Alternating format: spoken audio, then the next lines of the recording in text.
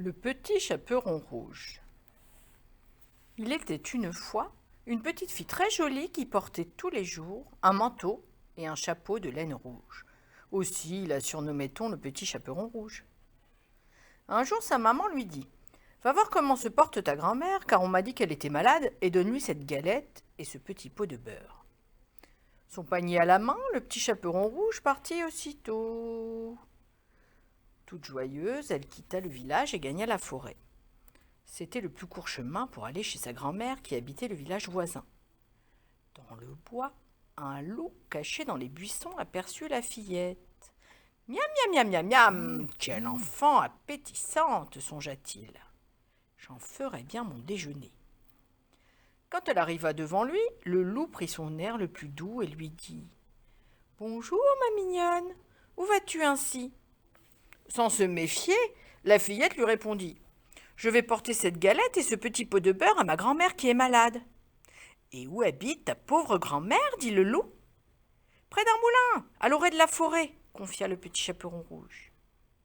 Se léchant les babines, le loup fila au grand galop chez la grand-mère. La fillette reprit son chemin, s'amusant à cueillir des fleurs, à courir derrière les papillons. Arrivé devant la maison, le loup frappa 3 coups. « Qui est là ?» tout sauta la grand-mère du fond de son lit.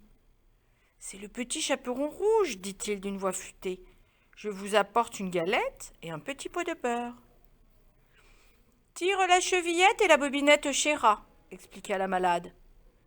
Dès que la porte s'ouvrit, le loup se jeta sur elle et l'avala tout rond. Il se glissa ensuite entre les draps, se coiffa du bonnet de sa proie, mit ses lunettes et attendit. Quelques instants après, le petit chaperon rouge arriva à son tour. « Toc, toc, toc ! Qui est là ?» gronda le loup. « C'est le petit chaperon rouge !» s'écria-t-elle inquiète. « Je viens vous apporter une galette et un petit pot de beurre de la part de ma mère. »« Tire la chevillette et la bobinette chéra !» se réjouit le loup. Le petit chaperon rouge entra et s'approcha du lit. « Comment allez-vous, grand-mère » interrogea-t-elle.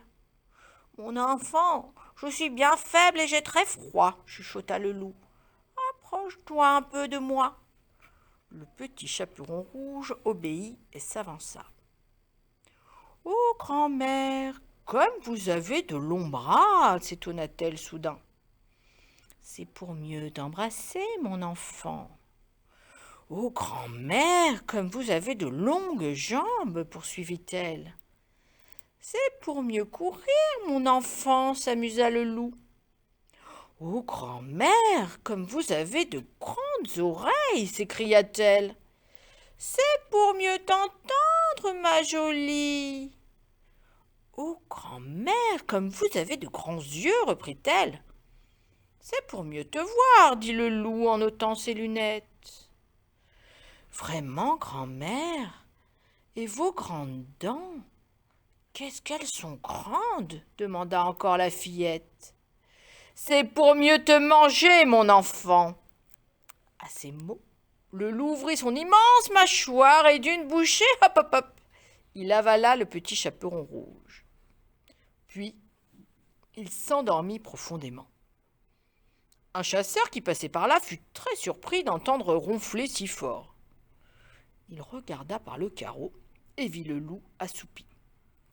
Devinant ce qui s'était passé, il pénétra dans la maison, saisit une paire de ciseaux et, doucement, il ouvrit le ventre du loup. D'un bond, le petit chaperon rouge jaillit du ventre du loup en clignant des yeux. Et la grand-mère fit de même, en éternuant.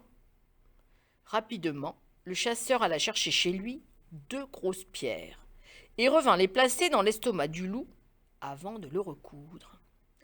Lorsque le loup s'éveilla, son ventre lui faisait si mal qu'il s'enfuit très loin, en se jurant que plus jamais, jamais, il ne mangerait ni fillette, ni grand-mère.